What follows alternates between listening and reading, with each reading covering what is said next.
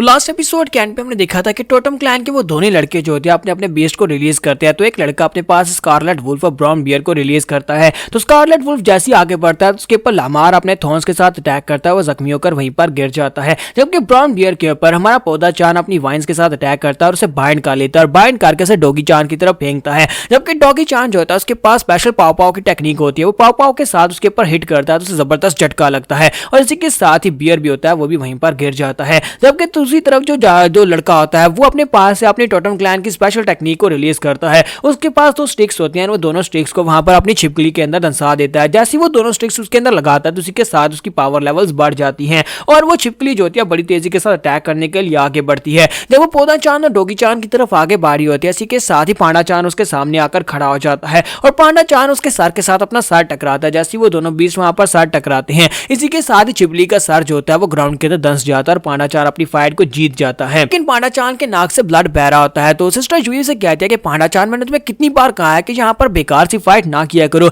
अपने मास्टर की भी सुन लिया करो। और इसी के साथ ही टोटम क्लैन के दोनों लड़के कहते हैं कि ये क्या हो गया, हमारे सारे बीस्ट हार चुके हैं, लगता है कि हम लोग भी यहाँ पर हारने वाले, हम लोग यहाँ पर हार नहीं सकते, हम लोग हार नहीं सकते। तो वो उनसे कहते हैं कि हम अपने पॉइंट्स तुम्हें नहीं देंगे, हम लोग सरेंडर कर देंगे। इसी के साथ एक लड़का जो होता है अपने हाथ को उठाकर जैसे वहां पर साइन बनाने लगता है, ल्यू फेंग जो होता है वो अपने पौधा चांद को यूज करते हुए उसके हाथ को बाइंड कर लेता है। जैसे वो उसके हाथ को बाइंड करता है, मोचवान उसे कहता है कि बेवकूफो, तुम्हें नहीं पता कि यहाँ पर सरेंडर करने के लिए अपनी दो उंगलियों को उठाकर मुंह से सरेंडर करना पड़ता है। जबकि दूसरा लड़का जो होता है वो अपनी दो उंगलियों को उठाकर मुंह से सरेंडर करने लगता है। तो इसी के साथ ही पांडा चांद पौधा चांद जो होता है उसके मुंह के ऊपर अपनी बेल लपेट देता है ताकि वो बोल ना सके। इसके साथ ही हमारा डॉगी चांद भागता हुआ आगे बढ़ता है, उसके मुंह के ऊपर सूसू करता है और इसी के साथ ही वो लड़का वहीं पर ग्राउंड के ऊपर गिर जाता है। उन दोनों को वहां पर हिराने के बाद उन दोनों के पास उनके ब्रेसलेट्स ले लिए जाते हैं। तो ल्यू फेंग कहता है कि एक के ब्रेसलेट के अंदर 4 पॉइंट्स हैं, दूसरे के अंदर 5 पॉइंट्स हैं, टोटल 9 पॉइंट्स हैं। ज़ेंगी कहता है ये तो बहुत अच्छी बात है कि अब जबकि हमारे पास 9 पॉइंट्स और ऐड हो चुके हैं तो इसका मतलब यह है कि हमारे पास 29 पॉइंट्स हो चुके हैं। मोचवान उनसे कहता है कि मुझे लगता है कि तुम लोग यहाँ पर कुछ भूल रहे हो, मैं भी यहाँ पर तुम्हारे साथ हूं और तुम्हें यहाँ पर मेरे साथ 50-50 बांटना होगा।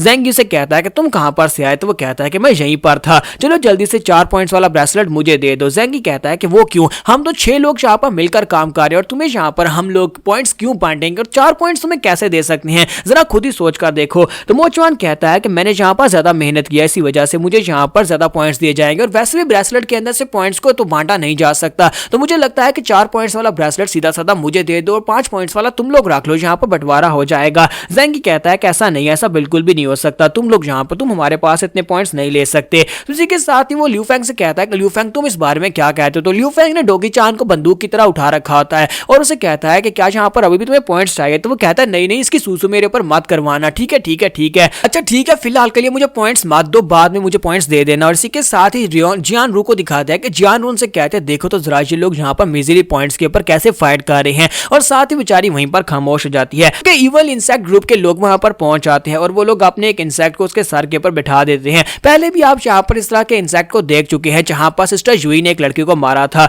तो वो से कहता है कि तुमने बहुत अच्छा काम किया, चलो जल्दी से अब यहाँ पर अपने सारे के सारे ब्रेसलेट सारे पॉइंट्स हमें दे दो वरना ये लड़की मरेगी। सिस्टर जूही कहते हैं कि ये बहुत ही कमीने और घटिया लोग हैं, इन लोगों ने वहां पर एक दूसरी मॉडलिंग ग्रुप के लोगों की लड़की को भी बंदी बनाकर रखा हुआ था, ये बहुत ही कमीने और ये तो उसे मारने की कोशिश भी करने वाले थे। मोचवान उसे कहता है कहीं तुम पागल तो नहीं होगे, तुम्हें क्या लगता है कि तुम यहाँ पर एक हॉस्टेज की बिना पर हम सभी के पास से हमारे पॉइंट्स ले पाओगे, क्या तुम हमारे साथ मजाक कर रहे हो। तो वो लड़का कहता है कि तुम्हें क्या लगता है कि मैं यहाँ पर मजाक कर रहा हूँ। और इसी के साथ ही वो अपने बीस्ट को वहां पर अपने पांव और कसने को कहता है और अपने दांत उसके अंदर गड़ाता है। तो जियान उन लोगों से कहती है कि बेवकूफो, तुम यहाँ पर क्या कर रहे हो, मुझे बंदी बनाने का क्या फायदा, क्योंकि मैं तो इनकी ग्रुप की हूं भी नहीं, अगर तुम लोग यहाँ पर मुझे मार भी डालोगे तब इन सभी को कोई फर्क नहीं पड़ेगा क्योंकि ये दोनों ही दूसरे और ग्रुप से हैं। जबकि इवल इंसेक्ट सेक्टर का मास्टर उसे कहता है कि तुम्हें क्या लगता है कि मैंने यहाँ पर तुम्हें ऐसे ही बंदी बना लिया, मैंने यहाँ पर साइड के ऊपर खड़े होकर ये सब कुछ देखा है, इन लोगों को तुम्हारी काफी ज्यादा परवाह है और तुम इनकी साथी और तुम सभी लोग मिलकर यहाँ पर ब्रेसलेट्स लूट रहे थे। कहता है कि मास्टर गावलिंग अब हम लोग क्या करें, क्या हम लोग इस लड़की के लिए अपने ब्रेसलेट्स दे देंगे। तो गावलिंग कहती है कि हम लोग लिंग्जाओ क्लैन से और लिंग्जाओ क्लैन जो है वो यहाँ पर इस कंपटीशन में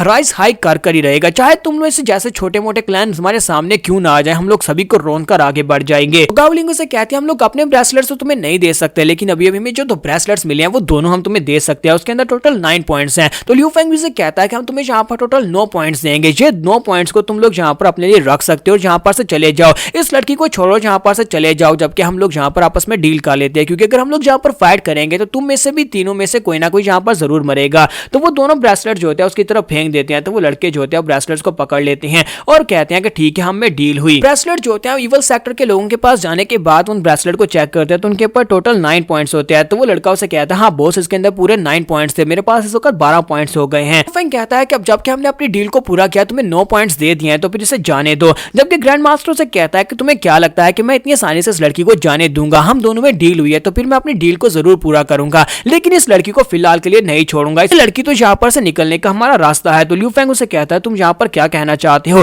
तो वो कहता है कि जैसे मैं इस लड़की को छोड़ूंगा तुम सभी लोग हमारे पर अटैक कर दोगे और तुम सभी के अटैक करने की वजह से तुम हमारे पास हमारे ब्रेसलेट्स को छीन सकते हो। इसी वजह से मैं इस लड़की को अपने साथ लेकर यहाँ से काफी दूर तक जब तक नहीं चला जाता, तुम में से कोई मेरे पीछे नहीं आएगा, उसके बाद मैं इस लड़की को छोड़ दूंगा। ज़ेंगी कहता है कि हम लोग तुम्हारे इवल सेक्टर के लोगों के ऊपर भरोसा क्यों करें, कहीं ऐसा ना हो कि तुम लोग दूर जाने के बाद जानरू को मार डालो। तो ल्यू फेंग कहता है कि हाँ, इस लड़की को यहीं अभी जाने दो, और इसी के साथ ही वो लोग अपने बीस्ट को भी रिलीज करते हैं। तो इवल सेक्टर का ग्रैंड मास्टर उनसे कहता है कि तुम लोग यहाँ पर चाहे कितना ही मुझे डराने की कोशिश कर लो, लेकिन ऐसा बिल्कुल भी नहीं होगा। हम लोग यहाँ पर निगोशिएट नहीं करेंगे, इस लड़की को मैं यहाँ पर नहीं छोड़ूंगा बल्कि दूर जाकर छोड़ूंगा। और जानरू भी उन लोगों से कहते हैं कि मेरे लिए यहाँ पर तुम लोग और ज्यादा फाइट करना बंद करो। मैं इस बात से बहुत ज्यादा खुश हूं कि तुम लोगों को मेरी परवाह है, हालांकि मैं तुम्हारे सेक्टर की भी नहीं हूं, लेकिन फिर भी तुम लोग यहाँ पर अपने पॉइंट्स देकर मेरी जान बचाने को तैयार हो। लगता है कि मुझे यहाँ पर तुम्हारे इस एहसान का बदला चुकाना चाहिए। और फिर साथ ही वो ल्यू फेंग से कहती है, ल्यू फेंग तुम्हें यहाँ पर और ज्यादा फाइट करने की जरूरत नहीं है, मैं इनके साथ अपनी मर्जी से जाने को तैयार हूँ। ल्यू फेंग कहता है नहीं जानरू, ऐसा मत करो, तुम इनके साथ मत जाओ, ये भरोसे के लायक नहीं है।